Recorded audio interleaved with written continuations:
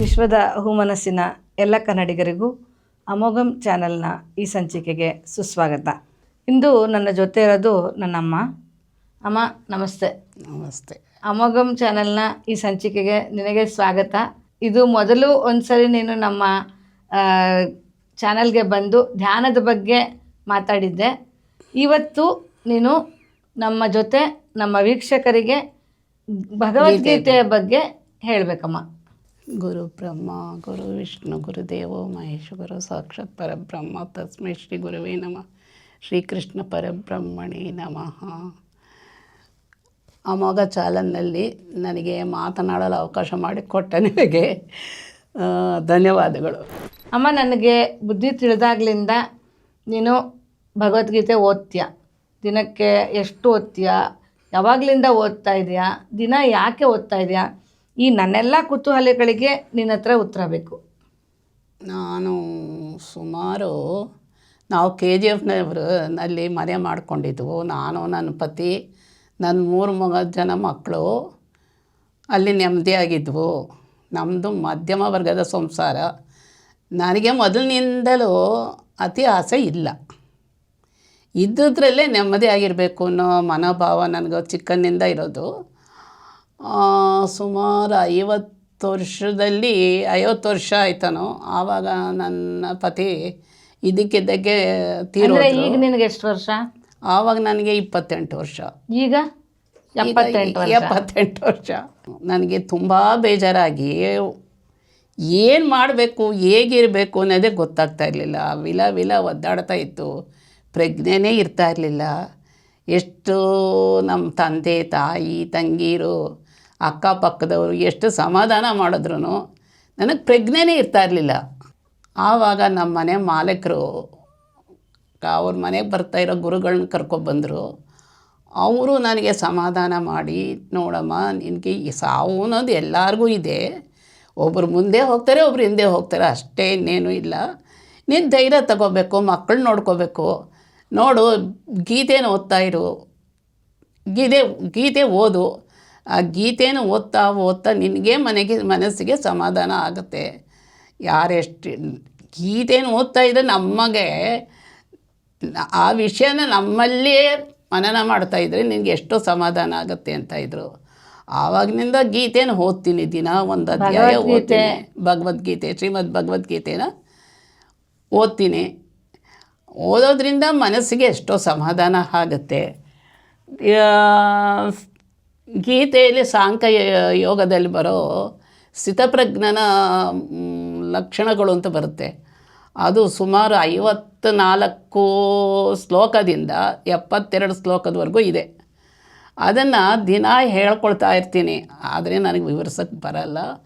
ಅದರಲ್ಲಿ ಏನಂತಾರೆ ಕೃಷ್ಣ, ನೀವು ಆದಷ್ಟು ಮನಸ್ಸನ್ನು ಶಾಂತವಾಗಿಟ್ಕೊಳ್ಳಿ, ಕಾಮಕ್ರೋಧ ಬಿಡಿ, ನಿಮ್ಮ ಅವಯವಗಳನ್ನು ಶಾಂತವಾಗಿಟ್ಕೊಂಡು ಆಮೇಲೆ ಹೇಗೆ ತನ್ನ ಇಂದ್ರಿಯಗಳನ್ನು, ತನ್ನ ಕೈಕಾಲುಗಳನ್ನು ಹೇಗೆ ಒಳಗೆ ಸೆಳೆದುಕೊಳ್ಳುತ್ತೋ ಹಾಗೆ ನಾವು ನಮ್ಮ ಆಸೆ, ದುಃಖ, ಒಂದು ಜಿಗುಪ್ಸೆ, ಒಂದು ಕಾಮಕ್ರೋಧ ಎಲ್ಲ ಒಳಗೆ ಸೆಳ್ಕೋಬೇಕು. ಅದನ್ನು ಬಿಡಬೇಕು. ಆದಷ್ಟು ಮಾಡ್ತಾಯಿದ್ರೆ ನಿಮಗೆ ಮನಸ್ಸಿಗೆ ಸಮಾಧಾನ ಆಗುತ್ತೆ. ನೀವು ಅದು ಓದಿ ಅಂತ ಹೇಳ್ದ ಕೃಷ್ಣ. ಅದನ್ನೇ ನಾನು ದಿನ ಓದ್ತೀನಿ. ದಿನ ಓದೋದ್ರಿಂದ ಏನಾಗುತ್ತೆ, ಮನಸ್ಸಿಗೆ ಒಂಥರ ಸಮಾಧಾನ ಆಗುತ್ತೆ. ಅದು ಏನಾಗಿದೆ ಅಂದರೆ, ನನಗೆ ಪೂಜೆ, ಜಪ, ತಪ, ಧ್ಯಾನ ಮಾಡೋ ಹಂಗೆ, ಊಟ ತಿಂಡಿ ಮಾಡೋ ಹಂಗೆ ಗೀತೆನೂ ನನಗೆ ಬೇಕಾಗುತ್ತೆ. ಯಾವಾಗ ಸಂಜೆ 6 ಆದಾಗ ಮಕ್ಕಳು ಯಾವಾಗ ಸ್ಕೂಲ್ನಿಂದ ಬರದೇ ಇದ್ರೆ ತಾಯಿ ಹೆಂಗೆ ತಳಬಳ ಪಡ್ತಾಳೋ ಹಾಗೆ ನನಗೂ ಗೀತೆನ, ಪೂಜೆನ, ಧ್ಯಾನ ಮಾಡದೇ ಇದ್ದರೆ ತುಂಬ ಮನಸ್ಸಿಗೆ ದುಃಖ ಆಗುತ್ತೆ, ಬೇಜಾರಾಗುತ್ತೆ. ಆದ್ದರಿಂದ ನನಗೆ ಎಷ್ಟೇ ಕೆಲಸ ಕಾರ್ಯ ಇರಲಿ, ಒಂದು ಅರ್ಧ ಗಂಟೆ ಬಿಡುವು ಮಾಡಿಕೊಂಡು ದಿನಾನು ಧ್ಯಾನ ಮಾಡ್ತೀನಿ. ಭಗವದ್ಗೀತೆ ಒಂದು ಅಧ್ಯಾಯ ಓದ್ತೀನಿ. ಆ ಗುರುಗಳು ಹೇಳ್ದಂಗೆ ದಿನ ಓದ್ತೀನಿ. ಅಯ್ಯೋ, ದಿನ ಓದಿದ್ರೆ ಏನು, ಇಷ್ಟು ವರ್ಷ ಹೊಡೆದ್ರೆ ನಿನಗೇನು ಬರಲಿಲ್ವಾ ಅನಿಸುತ್ತೆ. ಬರುತ್ತೆ. ನಾನು ಅದೇ ಅಂದ್ಕೊಳ್ತಿದ್ದೆ, ಏನಕ್ಕೆ 50 ವರ್ಷ ಆದ್ರೂ ದಿನ ಓದಿದ್ರೆ ಬೇಜಾರಾಗಲ್ವ ಇವ್ರಿಗೆ? ಅದದೇ ಓದ್ತಾರೆ ದಿನ ಅದನ್ನೇ ಓದ್ತಾರಲ್ಲ, ಅಮ್ಮಂಗೇನು ಬೇಜಾರಾಗಲ್ವಾ? ಬೇರೆದು ಓದಬೇಕು ಆ ಟೈಮಲ್ಲಿ ಅನಿಸಲ್ವಾ? ಭಗವದ್ಗೀತೆನೇ ಏನಕ್ಕೆ ಓದ್ತೀಯಾ ಅಂತ ಅನ್ನಿಸ್ತಿತ್ತು ನನಗೆ. ಭಗವದ್ಗೀತೆ ಓದೋದ್ರಿಂದ ಒಂಥರ ಮನಸ್ಸಿಗೆ ಸಮಾಧಾನ ಆಗುತ್ತೆ. ನಾವು ಎಷ್ಟೋ ಹೇಳ್ಕೊಳ್ದಿರೋ, ಬೇರೆಯವ್ರಿಗೆ ಹೇಳ್ಕೊಳ್ದಿರೋ ವಿಷಯಗಳೆಲ್ಲ ನಾವು ಹೇಳ್ಕೊಬೇಕಾಗುತ್ತೆ. ಭಗವಂತನಲ್ಲಿ ನಮ್ಮ ಮನಸ್ಸಿನ ಭಾವನೆಗಳನ್ನ ನಿವೇದನೆ ಮಾಡ್ಕೊಳ್ತೀವಿ. ಆದ್ದರಿಂದ ಮನಸ್ಸಿಗೆ ಅವರು ಏನೋ ಒಂಥರ ಸಮಾಧಾನ ಹೇಳ್ದಂಗೆ ಆಗುತ್ತೆ ನಮ್ಮ ಮನಸ್ಸಿಗೆ. ಅಂದರೆ ಭಗವದ್ಗೀತೆ ಓದಿದಾಗ ನಿನಗೆ ಕೃಷ್ಣನಿನ ಜೊತೆ ಸಂವಾದ ಮಾಡ್ದಂಗೆ ಆಗ್ತಾ ಇರುತ್ತೆ. ಸಾಂಖ್ಯ ಯೋಗದಲ್ಲಿ ಬರೋ ಸ್ಥಿತಪ್ರಜ್ಞನ ಲಕ್ಷಣಗಳನ್ನು ಏನು ಅಂದರೆ ಅದರಲ್ಲಿದೆ. ಕಾಮ ಕ್ರೋಧ ಬಿಡಬೇಕು, ಮನುಷ್ಯನ ಶಾಂತವಾಗಿ ಇಟ್ಕೋಬೇಕು, ರಾಗ ದ್ವೇಷಗಳನ್ನು ಬಿಡಬೇಕು, ಎಲ್ಲರನ್ನೂ ಪ್ರೀತಿಸಬೇಕು, ಯಾರನ್ನು ದ್ವೇಷ ಮಾಡಬಾರ್ದು ಅಂತ ಮುಂತಾದವಾಗಿ ಕೃಷ್ಣ ಅರ್ಜುನನು ಬೋಧೆ ಮಾಡ್ತಾನೆ. ಅದನ್ನು ನಮ್ಮ ಜೀವನದಲ್ಲಿ ಅಳವಡಿಸ್ಕೊಳ್ಬೇಕು ಅಂದರೆ ನನಗೆ ಶುರುವಿನಲ್ಲಿ ತುಂಬ ಕೋಪ ಬರ್ತಾಯಿತ್ತು, ಜಿಗುಪ್ಸೆ ಆಗ್ತಾಯಿತ್ತು, ಎಲ್ಲಾದರೂ ಓಡೋಗ್ಬಿಡೋಣ ಅನಿಸ್ತಾಯಿತ್ತು. ಅದನ್ನು ಓದ್ತಾ ಮನಸ್ಸಿಗೆ ಸಮಾಧಾನ ಆಗ್ತಾ ಬಂತು. ಜೀವನದಲ್ಲಿ ನನ್ನ ಮಕ್ಕಳನ್ನ ಬೆಳೆಸ್ಬೇಕು, ಅವರು ಒಂದು ಹಂತಕ್ಕೆ ಬರೋವರೆಗೂ ಅದು ನನ್ನ ಕರ್ತವ್ಯ, ಅದನ್ನು ಬಿಡಬಾರ್ದು ಅನ್ನೋದು ಮನಸ್ಸಿಗೆ ಬಂತು. ಅದ್ರ ಮೇಲೆ ನಾನು ಏಕಾಗ್ರತೆ ಸಾಧಿಸಿದೆ. ಆದ್ದರಿಂದ ಅದು ಸಾಧಿಸೋಕ್ಕೇನು ಯಾವುದು ಸಹಾಯ ಆಯಿತು? ಗೀತೆ.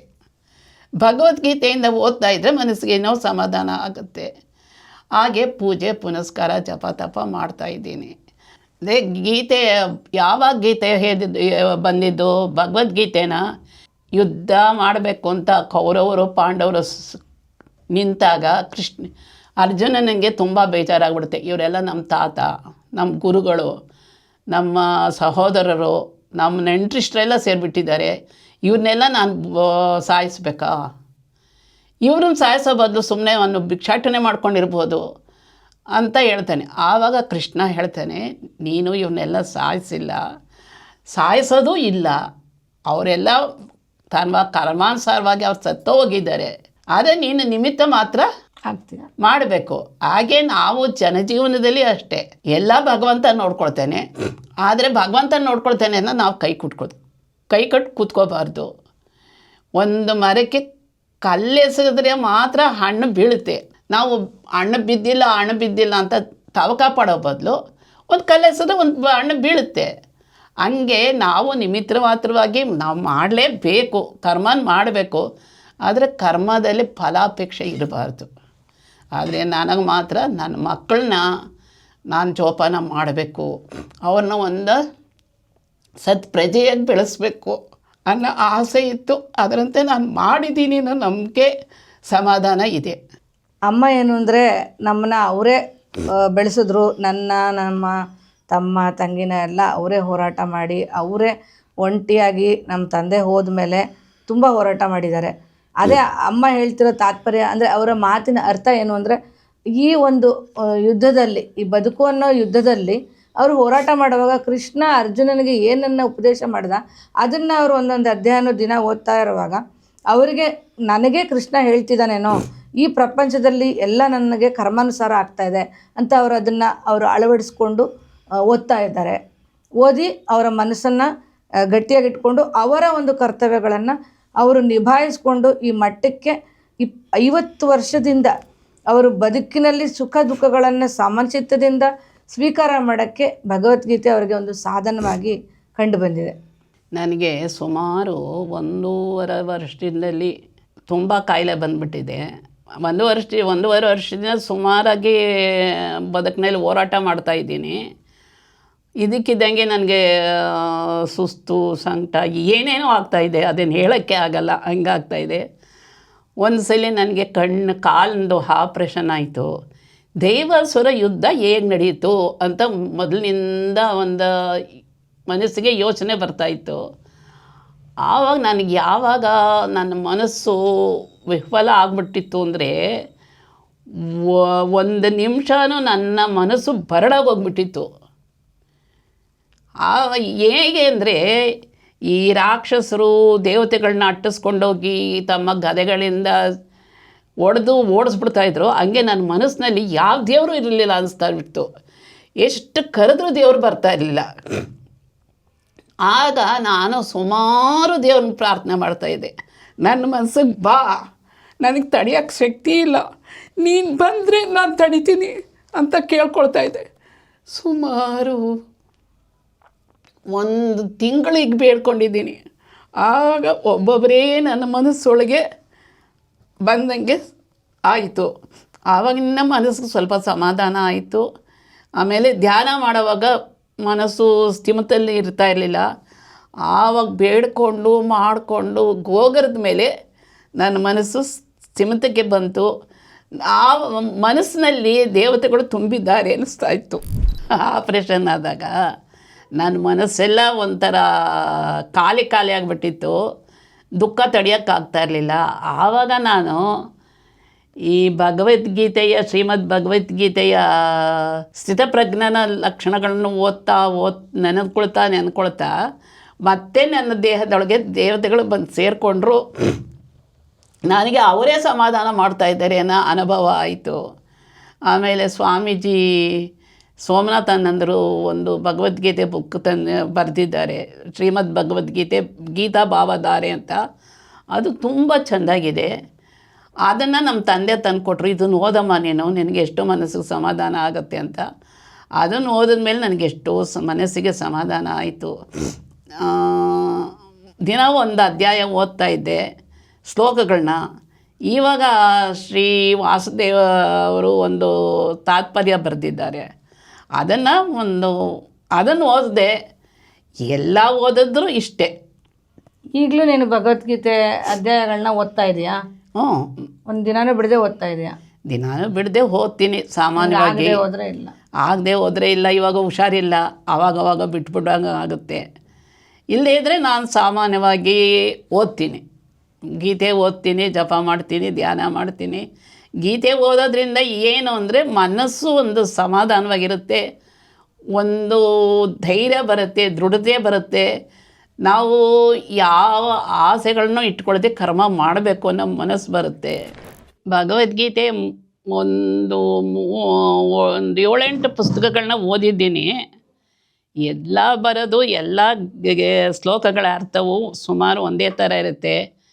ಎಲ್ಲ ತಾತ್ಪರ್ಯಗಳು ಇವೆಲ್ಲನೂ ಸಮುದ್ರಕ್ಕೆ ಎಲ್ಲ ನದಿಗಳು ಬಂದು ಸೇರೋ ಹಾಗೆ ಎಲ್ಲರ ವಿವರಣೆಯು ಎಲ್ಲ ರೀತಿಯೂ ಒಂದೇ ಥರ ಇರುತ್ತೆ. ಎಲ್ಲ ನದಿಗಳು ಸಮುದ್ರ ಸೇರೋ ಹಂಗೆ ಎಲ್ಲರ ವಿವರಣೆಯು ಅದಕ್ಕೆ ಸೇರಿರುತ್ತೆ. ನಾನು ಅದೇ ಹೇಳಿದ್ದು, ಒಂದು ಮನಸ್ಸಿಗೆ ತುಂಬ ಬೇಸರ ಆಗಿರೋವಾಗ ಅದನ್ನು ಮನನ ಮಾಡ್ತಾ ಇರೋವಾಗ ಸ್ಥಿತಪ್ರಜ್ಞನ ನಾನು ಬಿಕ್ಕಿದ್ದು ಗೀತೆ ಎಲ್ಲ ಹೇಳೋಕ್ಕಾಗಲ್ಲ. ಅದಕ್ಕೆ ನಾನು ಏನು ಮಾಡ್ಕೊಂಡಿದ್ದೀನಿ, ಗೀತೆ ಸ್ಥಿತಪ್ರಜ್ಞನ ಲಕ್ಷಣಗಳನ್ನ ಮನನ ಮಾಡ್ತೀನಿ. ಇದರಿಂದ ಮನಸ್ಸಿಗೆ ತುಂಬ ನೆಮ್ಮದಿ ಆಗುತ್ತೆ. ಇನ್ನೇನು ಮಾಡೋದು, ನನಗೆ ಒಂಟಿ ಜೀವನದಲ್ಲಿ ತುಂಬ ಬೇಸರ ಆಗಿತ್ತು. ಆದ್ದರಿಂದ ಇದನ್ನೇ ನನ್ನ ಒಂದು ಧ್ಯೇಯವಾಗಿ ಇಟ್ಕೊಂಡ್ಬಿಟ್ಟಿದ್ದೀನಿ. ನಮ್ಮ ತಾಯಿ ತಂದೆ ಎಲ್ಲರೂ ಗುರುಪದೇಶ ತೆಗೆದುಕೊಂಡಿದ್ದಾರೆ. ನಾನು ಹಾಗೆ ತೆಗೆದುಕೊಂಡಿದ್ದೀನಿ. ನಮ್ಮ ಅಕ್ಕ ತಂಗಿಯರು 2-3 ಜನ ತೆಗೆದುಕೊಂಡಿದ್ದಾರೆ. ನನ್ನ ಮಕ್ಕಳು, ನನ್ನ ಅಳಿಯ, ನನ್ನ ಮಗ ಗುರುಪದೇಶ ತೆಗೆದುಕೊಂಡಿದ್ದಾರೆ. ಆದರೂ ಅವ್ರು ಮಾಡ್ತಾರೋ ಬಿಡ್ತಾರೋ ನಾನು ಕೇಳಲ್ಲ. ಅವ್ರ ಮನಸ್ಸಿನಲ್ಲೇ ಮಾಡ್ಕೊಳ್ಳಿ, ಬಿಡಲಿ. ನಾನಂತೂ ಬೆಳಗ್ಗೆ ಸಂಜೆ ಧ್ಯಾನ ಮಾಡ್ತೀನಿ. ಅದರ ಫಲಾಪೇಕ್ಷೆಗಳನ್ನೆಲ್ಲ ದೇವರಿಗೆ ಬಿಟ್ಬಿಟ್ಟಿದ್ದೀನಿ. ಗೀತೆಯಲ್ಲಿ ಹೇಳೋ ಹಂಗೆ ಕರ್ಮ ಮಾಡಬೇಕು, ಕರ್ಮದ ಫಲ ನಾವು ಇಟ್ಕೋಬಾರ್ದು ಅಂತ. ಆದರೂ ನಮಗಿರುತ್ತೆ, ಒಂದು ಧ್ಯೇಯ ಇರುತ್ತೆ. ಆ ಧ್ಯೇಯದಿಂದ ನಾವು ಸಂಸಾರದಲ್ಲಿದ್ರೂ ನಾವು ಪೂಜೆ ಪುನಸ್ಕಾರ ಜಪ ತಪ ಮಾಡೋದ್ರಿಂದ ನಮ್ಮ ಮನಸ್ಸು ಒಂಥರ ಶಾಂತಿಯವಾಗುತ್ತೆ ಅಂತ ಹೇಳ್ತಾರೆ. ಯಾವಾಗ ತುಂಬ ದುಃಖ ಆಗುತ್ತೋ ಸುಮ್ಮನೆ ದೇವ್ರ ಮುಂದೆ ಕೂತ್ಕೊಂಡ್ಬಿಡ್ತೀನಿ. ದೇವ್ರ ಮುಂದೆನೇ ಕೂತ್ಕೊಂಡು ದೇವ್ರಿಗೆ ಹೇಳ್ಕೊಳ್ಳೋದು. ಯಾರಿಗಾದ್ರೂ ಹೇಳ್ಕೊಳ್ಳೋದ್ರಿಂದ ಅವ್ರ ಮನಸ್ಸಿಗೂ ಬೇಜಾರಾಗುತ್ತೆ, ಆದರೆ ದೇವ್ರಿಗೆ ಹೇಳ್ಕೊಳ್ಳೋದ್ರಿಂದ ನಮ್ಮ ಮನಸ್ಸಿಗೆ ಎಷ್ಟೋ ಸಮಾಧಾನ ಆಗುತ್ತೆ. ಆದ್ದರಿಂದ ಬೆಳಗ್ಗೆ ಸಂಜೆ, ಬೆಳಗ್ಗೆ 1 ಗಂಟೆ 1:30 ಗಂಟೆ ಪೂಜೆ ಪುನಸ್ಕಾರ ಧ್ಯಾನ ಮಾಡ್ತೀನಿ. ಸಂಜೆ 1 ಗಂಟೆ ಮಾಡ್ತೀನಿ. ಅದರಿಂದ ನನ್ನ ಮನಸ್ಸಿಗೆ ತುಂಬ ಸಂತೋಷ ಆಗುತ್ತೆ, ನೆಮ್ಮದಿ ಸಿಗುತ್ತೆ. ಗೀತೆ, ಭಗವದ್ಗೀತೆಯಲ್ಲಿ ಆರತಿ ಶ್ಲೋಕ ಇದೆ, ಆರತಿ ಸಾರಾಂಶ ಇದೆ, ಓದ್ತೀನಿ. ಜಯ ಭಗವದ್ಗೀತೆ, ಓಂ ಜಯ ಭಗವದ್ಗೀತೆ, ಹರಿಯ ಕಮಲ ವಿಹಾರಿಣಿ, ಹರಿಯ ಕಮಲ ವಿಹಾರಿಣಿ, ಸುಂದರ ಸುಪನೀತೆ. ಓಂ ಜಯ ಭಗವದ್ಗೀತೆ, ಕರ್ಮ ಸುಮರ್ಮ ಪ್ರಕಾಶಿನಿ, ಕಾಮಾಶಕ್ತಿ ಹರ, ದೇವಿ ಕಾಮಾಶಕ್ತಿ ಹರ, ತತ್ವಜ್ಞಾನ ವಿಕಾಸಿನಿ, ತತ್ವಜ್ಞಾನ ವಿಕಾಸಿನಿ, ವಿದ್ಯಾ ಬ್ರಹ್ಮ ಪರ. ಓಂ ಜಯ ಭಗವದ್ಗೀತೆ, ನಿಶ್ಚಲ ಭಕ್ತಿ ವಿದಾಯಿನಿ, ನಿರ್ಮಲ ಮಲಹಾರಿ, ದೇವಿ ನಿರ್ಮಲ ಮಲಹಾರಿ, ಶರಣ ರಹಸ್ಯ ಪ್ರದಾಯಿನಿ, ಶರಣ ರಹಸ್ಯ ಪ್ರದಾಯಿನಿ, ಸಬವಿಧಿ ಸುಖಕಾರಿ. ಓಂ ಜಯ ಭಗವದ್ಗೀತೆ, ರಾಗದ್ವೇಷ ವಿದಾರಿಣಿ, ಕಾರಿಣಿ ಮೋದ ಸದಾ, ದೇವಿ ಕಾರಿಣಿ ಮೋದ ಸದಾ, ಭವಭಯಹಾರಿಣಿ ತಾರಿಣಿ, ಭವಭಯಹಾರಿಣಿ ತಾರಿಣಿ, ಪರಮಾನಂದ ಪ್ರದಾ. ಓಂ ಜಯ ಭಗವದ್ಗೀತೆ, ಆಸುರ ಭಾವ ವಿನಾಶಿನಿ, ನಾಶಿನಿ ತಮರಜನಿ, ದೇವಿ ನಾಶಿನಿ ತಮರಜನಿ, ದೈವಿ ಸದ್ಗುಣದಾಯಿನಿ, ದೈವಿ ಸದ್ಗುಣದಾಯಿನಿ, ಹರಿರಸಿಕಾ ಸಜನಿ.